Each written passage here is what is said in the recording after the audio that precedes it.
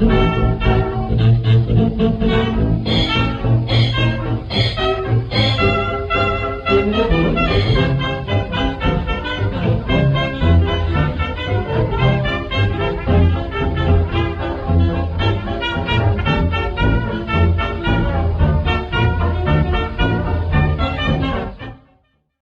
hey YouTube. Okay, this is the final video on how to make the food bags that Horace Kephart describes in Camping in Woodcraft, his 1906 book, Camping in Woodcraft. We're doing this kind of backwards because the final video is the sewing, which is actually how you start making the bags. But this is also a product development process for me. I'm making these both for myself and for sale on Vico Expedition Outfitters. And I first had to test out whether or not the waterproofing method I had thought up would work. It doesn't make much sense to make a waterproof bag if your waterproofing isn't going to work. And at the same time, it gave me an opportunity to try out different stitches and methods of sewing and such like that. That would be, number one, efficient for me so I can keep my labor costs low, so I can keep the cost to you low, seeing as how we're already starting out with a fabric that costs about $24 a yard. Probably ain't going to get any cheaper anytime soon. So here we are. We're talking. This is how you sew the bag, and this is actually the first step. Okay, is finishing the bag. So let's go watch an old man mess with the other sewing machine. Okay, now the first step is to measure across the width of your fabric. 62 inches. That's what this bolt that I got is 62 inches wide. Cut it, measure it and cut it 8 inches wide. Okay, and then take that, fold it exactly in half, and then take your other sewing machine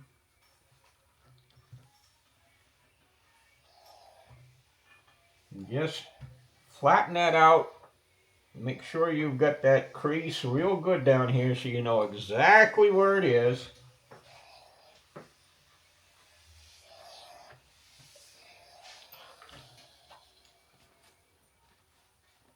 Flip it over and do the other side.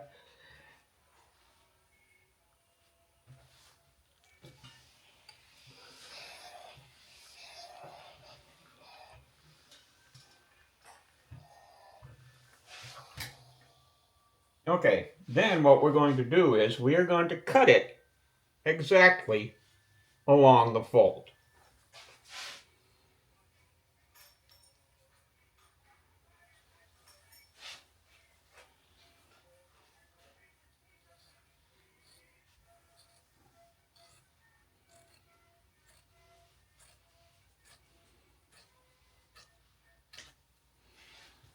Okay.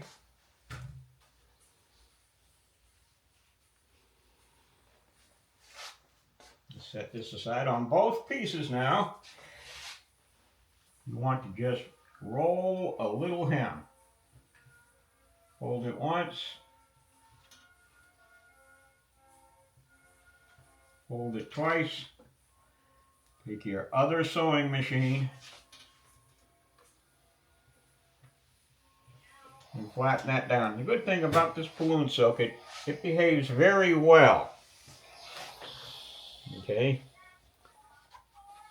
Fold it once.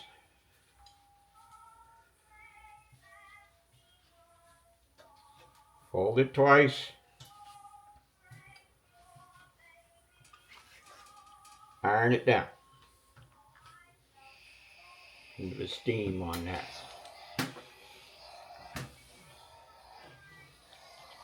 Okay, then we're going to fold it again. And what this does is it establishes the length of our bag.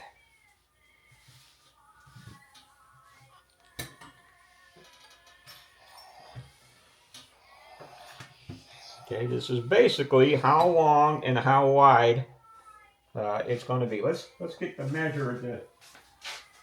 You can tell I've been a draftsman for 50 years because I'm using a T-square to do my sewing measurement. That makes this about, this one is 13 7/8 inches long. Right now, it's 8 inches wide. Okay. Now what we want to do is we want to establish the halfway point. So we're going to fold it again. And we're going to iron it one more time using the other sewing machine. And just to make sure we're emphatic about it, iron it one more time. Okay, next you're going to cut 2 pieces of 1/2 inch wide herringbone twill tape. You're going to cut them about 12 inches long. No need to be anal about it. Fold it in half, fold one of them in half, and then place the center point somewhere about 1 inch below the top of the seam. Okay, establish your center point and then pin it. You only want to pin through one thickness.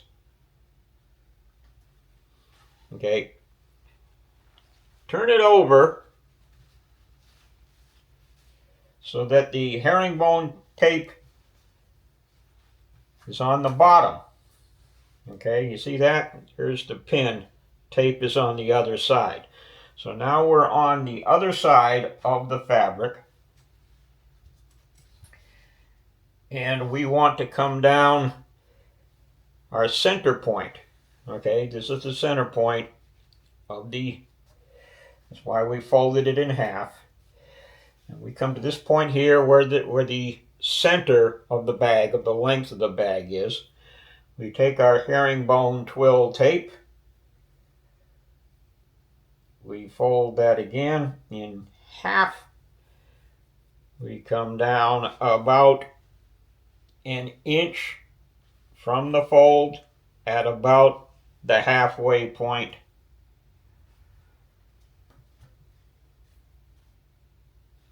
And we pin it there.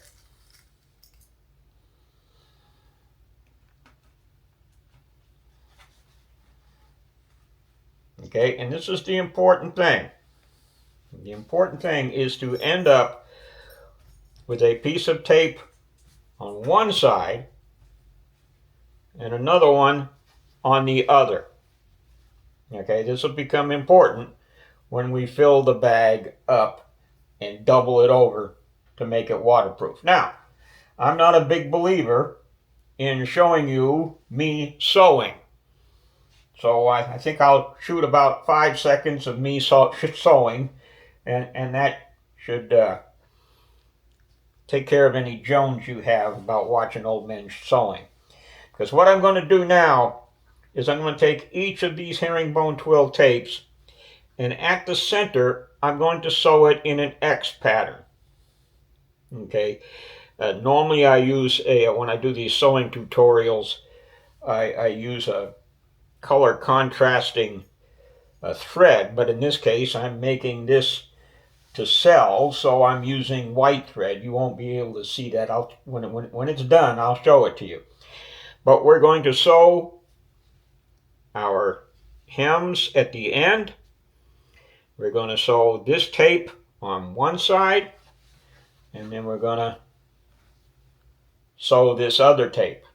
Okay, again, in an X pattern in the center. Let me show you what we're going to do after that.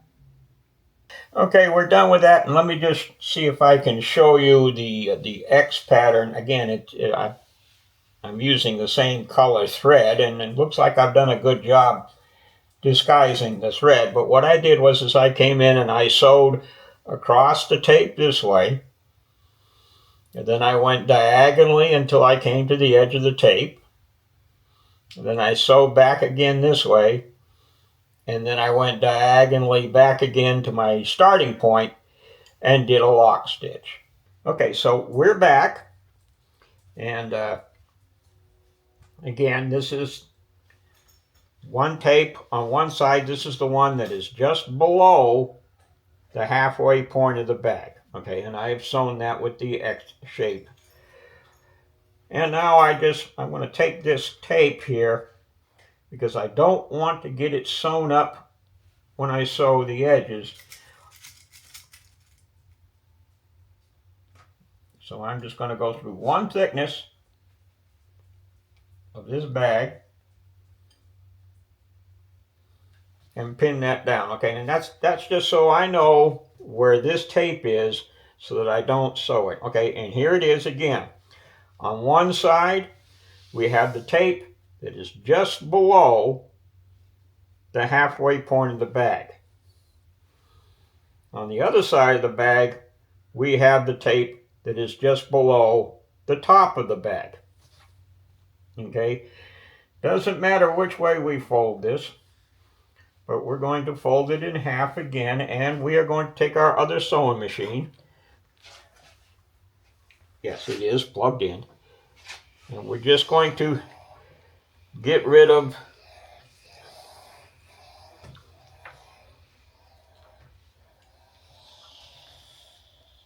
our creases. Make sure we're emphatic about it. And now what we're going to do is we're going to do a rolled hem on the sides. Okay, we're going to fold it once, and because we're dealing with two thicknesses, we're going to iron in between each step. And this fold is anywhere from 1/4 to 1/2 inch wide, whatever you feel comfortable with.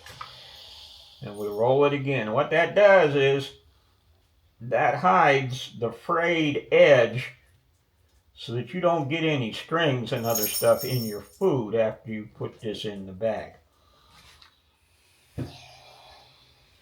Okay, there's one side. And I just make sure that it stays that way by pinning it. And I also want to make sure that I do this so that I can pull the pin out while I'm sewing. And just to show you, as I pass it through the sewing machine, my needle is going to be here, and this is the outside of my machine. This is not underneath the machine. This is the outside of the machine. So I will put my needles in so that my little yellow head is down where I can grab it and pull it out as the machine sews it. And now we'll do the other side. And I'll just point out that when you pin it, when you do the other side, you want the heads of the pins to be opposite of what they are on this side. Okay, so fold it over once. You notice we're not being exact. You're building a bag, not a Swiss watch. So there we go. Now what we're going to do is we're going to sew this hem down, and we're going to sew that hem down. And I'll show you what that looks like. Okay, well there you go. We're sewed down this side, we're sewed down that side. Now all we need to do is take the pin out of that one, and reach inside and turn it inside out. Take the pin out of that one, lay it flat, pooch out the corners, using technical terms.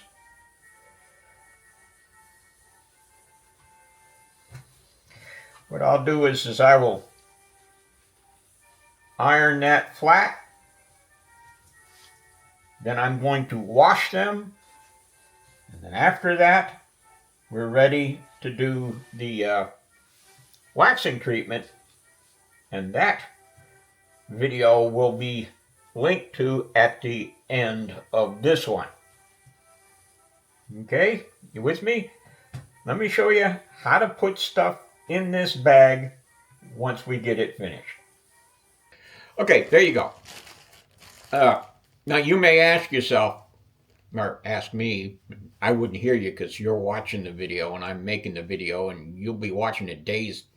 Anyway, you might ask, Sarge, how come you're teaching me how to sew this if you're going to be selling it?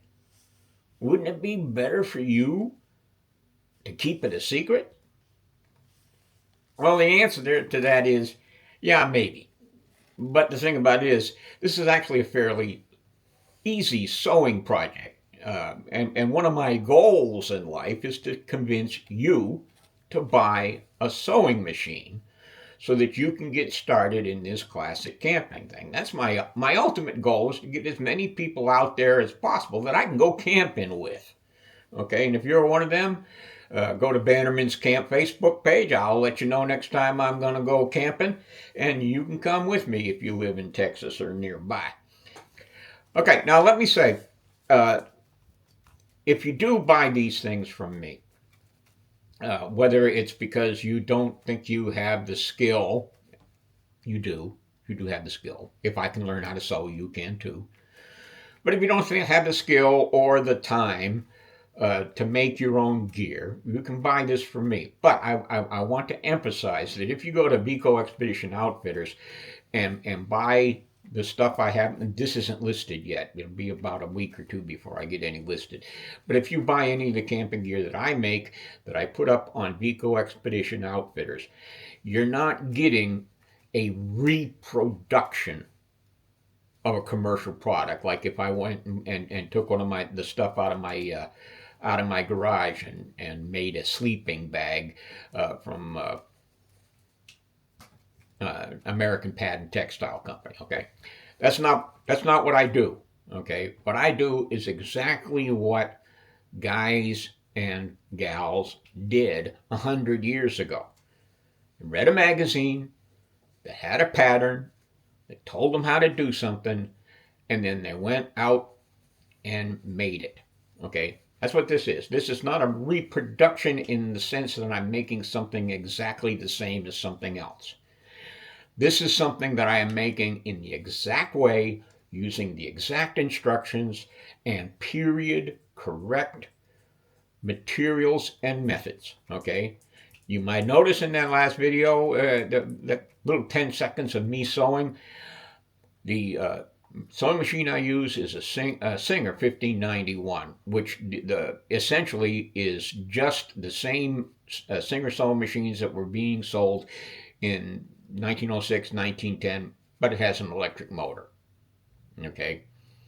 Other than that electric motor, that's the only thing that's different about how somebody would have made this. Now, I am not a commercial sewer. I am a hobbyist, an amateur. That's what you'll get from me.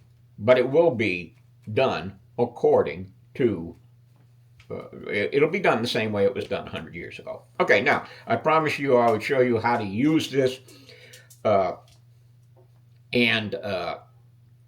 just go ahead and do it, because I'm not going to waterproof this yet. I've got about a half dozen or more to make of these, and I want to wash them all at the same time, and I want to wax them all at the same time. So what I have here is a half a pound of raisins. Okay, and this could be a half a pound of anything. Okay, it could be flour, cornmeal, anything you want to keep waterproof. And we know that Horace Kephart liked raisins because they're on his provisions list. Okay, so what we're going to do is we're going to take this, and I am going to stuff it down inside the bag.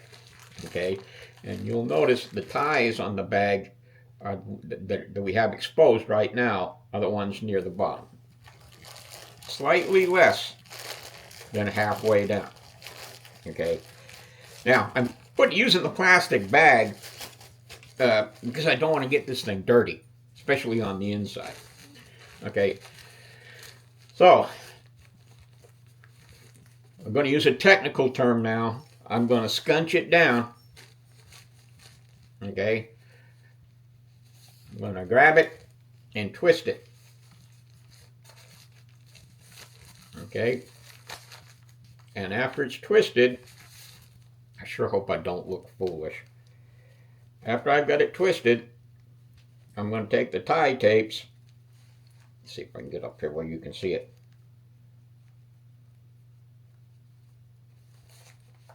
I'm going to give it a tie. Just a shoelace knot.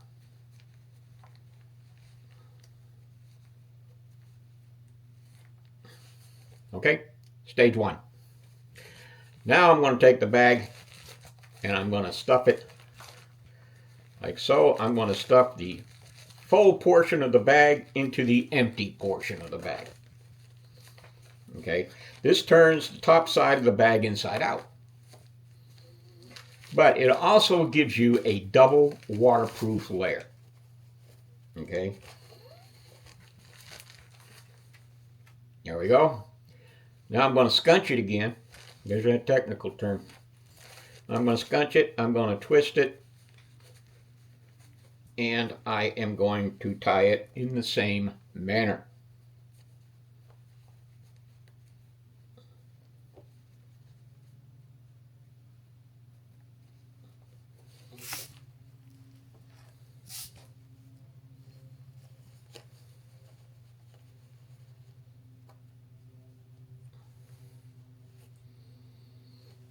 There you go. There is a ½ pound of raisins waterproofed. Okay. Again, waterproofing method that you saw in the video a couple days ago. I hope you saw it. There'll be a link to it at the end of the video. It's done, tied up.